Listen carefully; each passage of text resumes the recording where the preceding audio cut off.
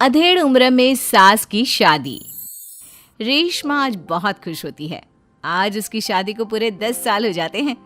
घर में खुशी का माहौल होता है और इसी खुशी में रेशमा घर में तरह तरह के पकवान भी बना रही होती है।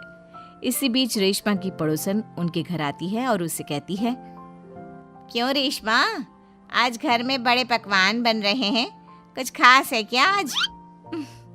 आज ही के दिन मेरी शादी हुई थी और आज मेरी शादी को पूरे 10 साल हो चुके हैं। अच्छा, शादी से याद आया रेशमा, क्या तुझे पता है हमारे पास वाले ही एक गांव में 70 साल की एक बुढ़िया औरत अपनी दूसरी शादी रचा रही है। क्या 70 साल की बुढ़िया औरत की दूसरी शादी? अरे जिस उम्र में लोग पूजा पाठ करते हैं वो बूढ़ी औरत रंगरलियां मना रही है। इतना ही नहीं, सुनने में तो ये भी आ रहा है कि उस बूढ़ी औरत के 2 बेटे, बहू और 4 पोते पोतियां भी हैं। तौबा तौबा, सच में जमाना बहुत खराब आ चुका है। कोई शर्म लिहाज नाम की चीज तो बची ही नहीं इस दुनिया में। हमारे परिवार के तो ऐसे संस्कार नहीं है। रेशमा, जमाना बहुत आगे निकल गया है। आजकल क्या बच्चे और क्या बूढ़े, सभी पर एक जैसी जवानी छा रही है। हमारे लिए तो ऐसा सोचना भी पाप है। वैसे कब है उस बूढ़ी औरत की शादी? आपको कोई जानकारी है क्या? मुझे क्या, पूरे गांव वालों को पता है इस शादी के बारे में। कल ही तो है। अरे वाह, कल तो योगेश के पापा भी छुट्टी पर हैं। एक काम करते हैं, हम भी चलते हैं इस बूढ़ी औरत की शादी में। आखिर देखे तो सही कि कौन है वो बेशर्म बुढ़िया औरत जो पोता पोती खिलाने की उम्र में प्यार के फूल खिला रही है। पड़ोसन वहां से चली जाती है, जिसके बाद रेशमा सोच में पड़ जाती है। शाम को जब रेशमा का पति अमित घर आता है तो वो रेशमा को हैरान परेशान देखकर पूछता है, क्या हुआ रेशमा, आज बहुत परेशान सी लग रही हो? कुछ खास नहीं, एक बुढ़िया औरत के बारे में सोच रही थी। कौन सी बुढ़िया औरत?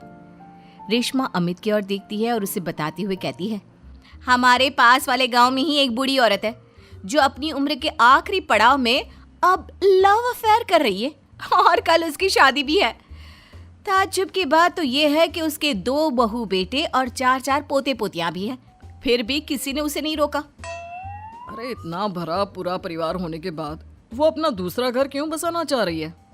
पता नहीं जी, मैं सोच रही थी कल आपकी भी छुट्टी है तो क्यों ना हम भी शादी देखने चले। सुनने में आ रहा है कि कल पूरा गांव जा रहा है उसकी शादी देखने के लिए। रेशमा की बातें सुनकर अमित भी दूसरे दिन उसके साथ चलने के लिए हामी भर देता है। अगले दिन सुबह रेशमा और अमित बच्चों के साथ शादी देखने निकल जाते हैं। गांव से कुछ किलोमीटर की दूरी तय कर रेशमा अपने परिवार के साथ विवाह स्थल पर पहुंच जाती है। यहाँ की साज सजावट कितनी अच्छी लग रही है ना।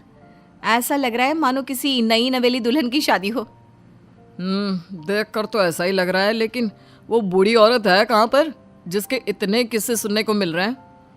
अमित के इतना बोलने की देर होती है और एक अधेड़ उम्र की बुढ़िया औरत दुल्हन के लिबास में सज संवर कर मंडप पर पहुंच जाती है, जिसे देख रेशमा और अमित के पैरों तले मानो जमीन ही खिसक जाती है। मम्मी जी, यहाँ दुल्हन के लिबास में ये सब क्या हो रहा है? अमित, मम्मी, दादी की शादी, वाह, मजा आएगा। मम्मी शादी कर रही हैं और हमें बताना भी जरूरी नहीं समझा? क्या अब हम उनके लिए इतने गैर हो गए हैं? कुछ भी हो, मैं मम्मी जी की ये शादी तो बिल्कुल नहीं होने दूंगी।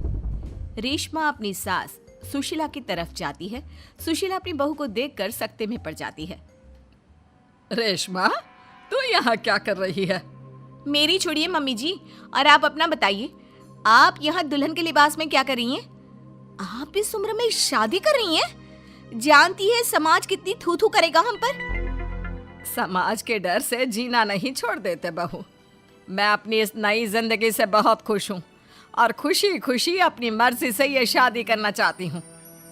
अगर इस समाज में जीना है तो सब देख कर चलना पड़ता है मम्मी जी। आप तो यहाँ शादी कर लोगी, लेकिन